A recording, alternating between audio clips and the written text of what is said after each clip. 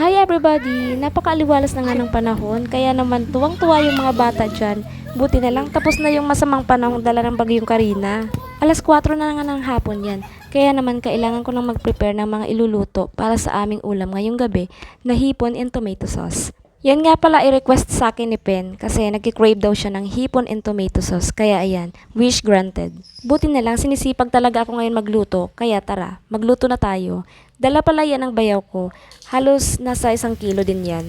Siyempre, una natin gagawin is magigisa tayo ng bawang at sibuyas. Yung na-hire ko pala dyan na videographer, medyo wala pang experience, kaya naman ganyan, parang nanginginig.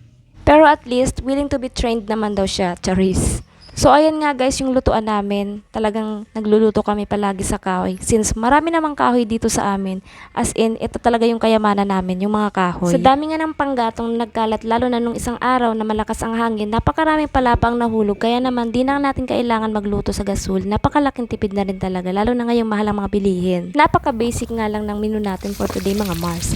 Gigisahin lang muna natin yung bawang at sibuyas at saka ilalagay ko na rin yung footlong para maprito na.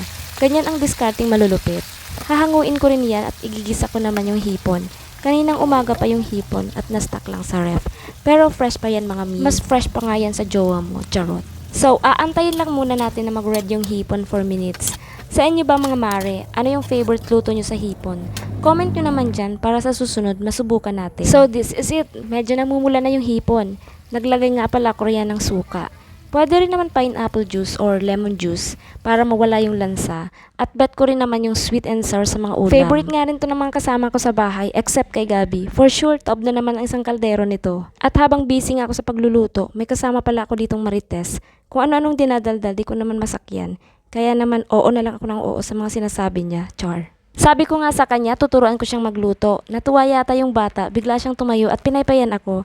Sa mga oras nga na yan, naliligo na talaga ako sa pawis. Ilang saglit pa nga at kumukulo na ito. Kaya ilalagay na natin yung tomato sauce. Di ko na pala inubos yung isang pakete ng tomato sauce dahil nilagyan ko na nga ng suka kanina. Baka maging sinigang naman yan mga mare. Wow, bago yun ha. Sinigang in tomato sauce. Kamusta nga pala yung lugar nyo guys? May mga naapektuhan din ba ng baha ng mga nakaraang araw? Stay safe po. Kailangan na nga ho natin maghanda lalo na sa mga buwang ito dahil ito yung mga panahon ng bagyo. Lalo na rito sa Bicol na halos taon-taon binibisita ng bagyo. Salamat nga sa Diyos at nitong mga nagdaang taon ay walang tumama rito. Kundi napakahirap na naman ang buhay. Yung more or less isang buwang walang kuryente at saka sardinas noodles lang palagi ang ulam. Kung di ka ba naman matroma dyan. Syempre maraming salamat sa mga taong mabubuti ang puso na laging dumadamay sa mga taong walang kakayan lalo na sa tuwing may sakuna. Godspeed. Syempre naglagay na tayo pala ng magic ingredient dyan. Don't forget si Aji. Yan kasi ang pinakapanimpla ko. Di pala kami masyadong gumagamit ng powder seasonings dahil masama din sa ating katawan yung sobrang maraming asin. Kaya naman kapag may vetsin, yun na lang. What? Sa mga anti-vetsin dyan, alam ko, you only live once. Sayang ang buhay nyo, di nyo ma-enjoy yung food dahil sa pangingilo, char. What? Ba't nakarating tayo sa pangingilo? Joke lang ho. Hinihintay ko nga pala na maging creamy yung sabaw, kaya naman kailangan halu-haluin para pulido yung pagkaluto ng hipon at maiwasang masunog dahil tatakpan muna natin ito para kumulo at lumapot yung sabaw. Naglagay nga rin pala ako ng cornstarch para mas lumapot yung sauce. At ayan na nga yung texture na hinihintay ko.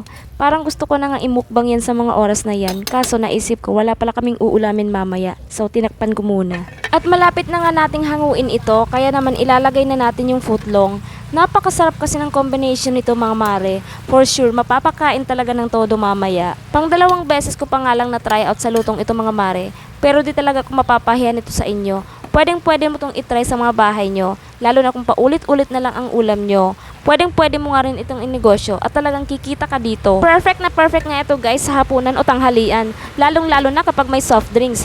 Daig mo pa nga ang kumain sa resto. Perfect nga rin ito sa mga handaan mga mare. Kaya i-message nyo lang ako kung gusto nyo magpaluto ha. At gagawin nating extra special yan, char. Pasado alas 5 na nga ng hapon nung nakatapos ako dyan sa pagluto mga mare.